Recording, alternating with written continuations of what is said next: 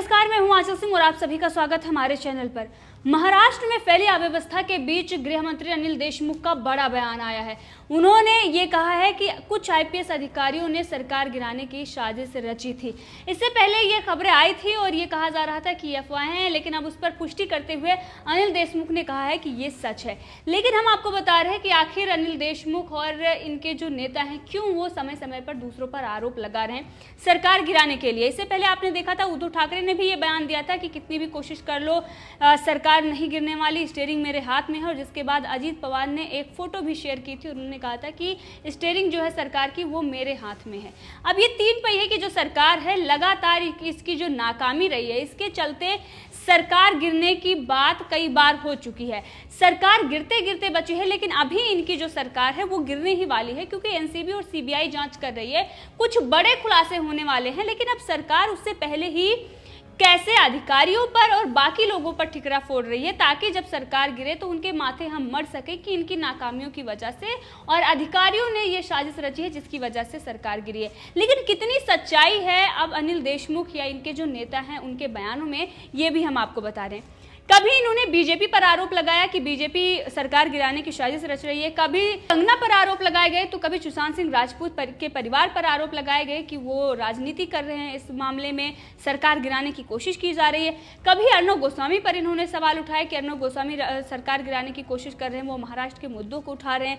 कभी इन्होंने ये कहा कि जो सुशांत सिंह या दिशा साल्यान के मृत्यु में न्याय की बात कर रहे हैं, वो सरकार गिराने की कोशिश कर रहे हैं, वो नहीं चाहते कि महाराष्ट्र में सरकार रहे शिवसेना, एनसीपी और कांग्रेस की।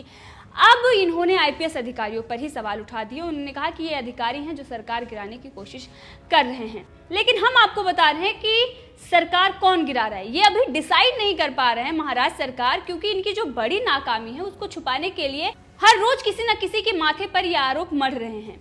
इनकी जो सरकार जा रही है उसका जो कारण है वो हम आपको बता रहे हैं। पहली बात तो इनकी जो तीनों पार्टियां हैं उनकी आपस में ना बनना। आपने देखा कि लॉकडाउन के बीच में भी जो कांग्रेस के नेता और एनसीपी के नेता और शिवसेना के नेता किस तरीके से आपस में ही वो लड़ाई कर रहे थे। यहाँ तक कि विधायकों ने सरकार के खिलाफ विरोध प्रदर्शन तक किया है, पोस्टर बैनर तक लड़ाई हुई है कांग्रेस और शिवसेना के बीच में। और अब जिस तरीके से मुंबई पुलिस बेबी पेंगुइन को बचाने की कोशिश कर रही है, इस सब के वजह सरकार इनकी गिर रही है। लेकिन ये आरोप किस पर लगा रहे हैं? बीजेपी, कंगना, अर्णव और आईपीएस अधिकारियों पर, जो न्याय की बात कर रहे हैं उन पर।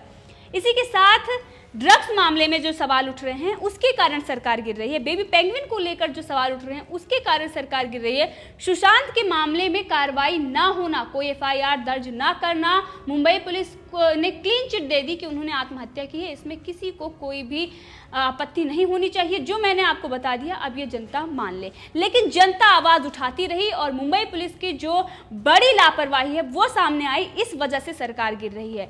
वहीं पर पूरे मामले को जो दबाने की कोशिश की गई, आपने देखा किस तरीके से सुशांत सिंह राजपूत के परिवार पर भी हमले किए गए। संजय राउत ने किस तरीके से तानाशाही दिखाते हुए क्या कुछ नहीं कहा। रिया चक्रवर्ती का बचाव करना, सुप्रीम कोर्ट में सीबीआई जांच का विरोध करना, दिशा साल्यान के मामले में पुलिस की लापरवाही, पॉलिटिकल प्रेशर की वजह से जो लापरवाही सामने आई उस वजह से सरकार गिर रही है।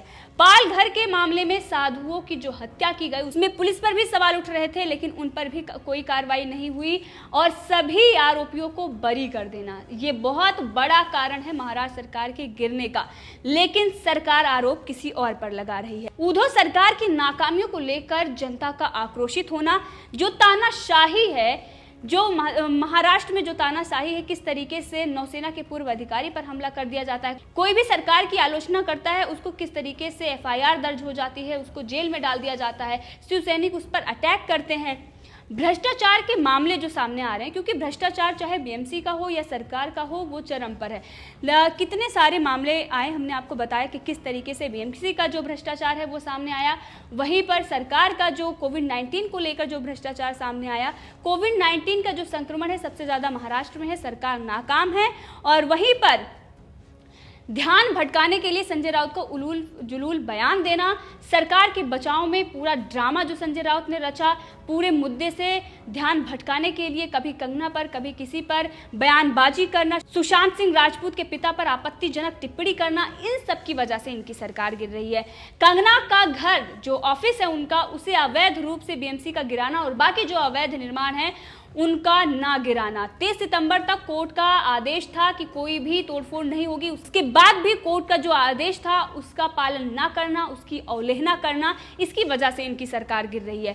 ड्रग्स माफिया और मूवी माफिया का बचाव करना, पत्रकारों को जेल में डालना, केबल ऑपरेटरों को धमकी देना, रिपब्लिक भारत को धमकी देना, अर्णव गोस्वामी के खिलाफ प्रस्ताव लाना, अर्णव गोस्वामी को नोटिस फैलाना, क्योंकि जो देश की जनता है उसका आप मत देखिए, वो रिपब्लिक भारत और अर्णव गोस्वामी के साथ खड़ी हुई है। जनता आक्रोशित है, महाराष्ट्र सरकार पर थू थू हो रही है पूरी दुनिया में, क्योंकि सुशांत सिंह राजपूत मामले में यहाँ तक कि बाकी जो देश हैं वो भी इस पर बात कर रहे हैं। यहाँ से अमेरिका तक ये बात हो रही है कि आखिर महाराष्ट्र सरकार सीबीआई जांच का विरोध क्यों कर रही थी, सुशांत सिंह राजपूत मामले में सच सामने क्यों नहीं आ रहा, जबकि एम्स के डॉक्टर ने ये कह दिया कि वो आत्महत्या नहीं थी। उसके बाद भी ये किस तरीके से, पहले ये कह रहे थे अनिल देशमुख, जो आज ये कह रहे हैं कि आईपीएस अधिकारी सरकार गिरा रहे हैं, यही कह रहे थे कि इसमें सीबीआई जांच की कोई ज़रूरत नहीं है। अब जब इनकी सरकार गिर रही है, इनकी नाकामियां सामने आ रही हैं, जल्द ही सीबीआई और एनसीबी बड़े बड़े खुलासे करने वाली है, क्योंकि बड़े बड़े नाम सामने आ रहे हैं, गिरफ्तारी भी हो रही है। अब महाराष्ट्र सरकार तक जब सीबीआई और एनसीबी पहुंचेगी, जब इनकी सरकार गिरेगी, जब मातोश्री तक बात जाएगी, तब ये किस पर ठीकरा फोड़े, तब ये किस पर सवाल उठाएं। अब इसीलिए ये कह रहे हैं कि बीजेपी राजनीति कर रही है बिहार के चुनाव को देखते हुए, और वहीं पर वो रिया चक्रवर्ती का बचाव कर रहे हैं कि वो बंगाल से क्षेत्रवाद और जातिवाद अगर कोई फैलाना जानता है अच्छे से तो वो शिवसेना और कांग्रेस ही है।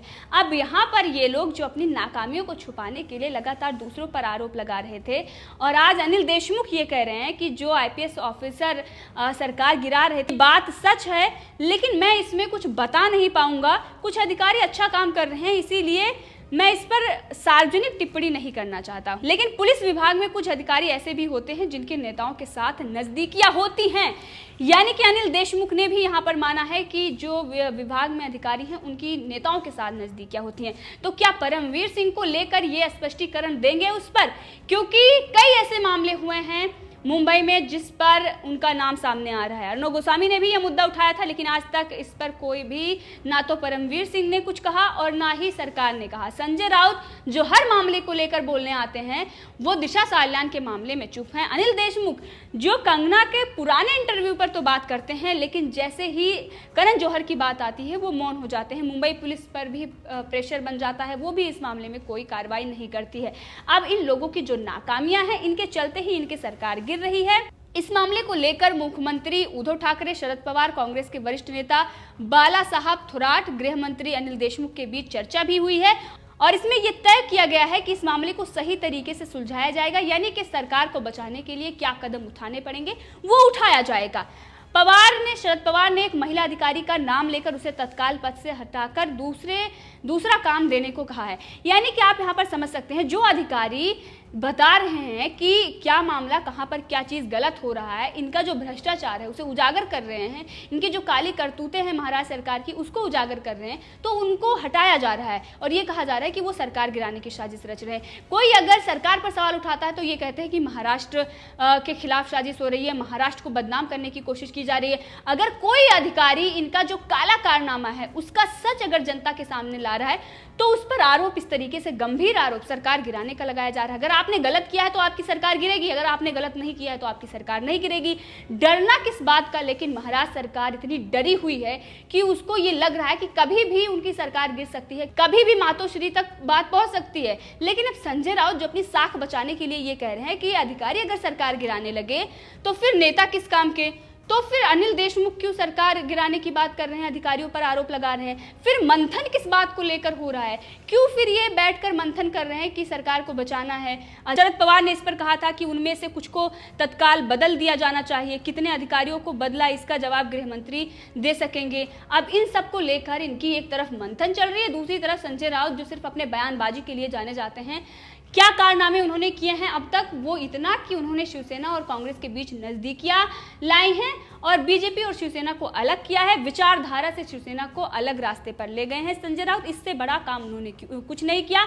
बदले की कार्रवाई करते हुए कंगना रनावत का घर गिराया, जिसके बाद उनका प्रमोशन हुआ, मुख्य प्रवक्ता बनाए गए शिवसेना में और जनता लगातार उन पर थू थू कर रही है। और महाराष्ट्र की जो सरकार है वो जल्द गिरने वाली है। ये आरोप आईपीएस अधिकारी या फिर किसी पर लगा लें, अब बात जो है वो मातोश्री तक पहुंच चुकी है। तो इस पूरे मामले पर आप भी अपनी राय दे सकते हैं, कमेंट करके जरूर बताएं। अगर आपने अभी तक चैनल को सब्सक्राइब नहीं किया है तो कर ले कि हर अपडेट आप तक पहुंचती रहे। धन्यवाद।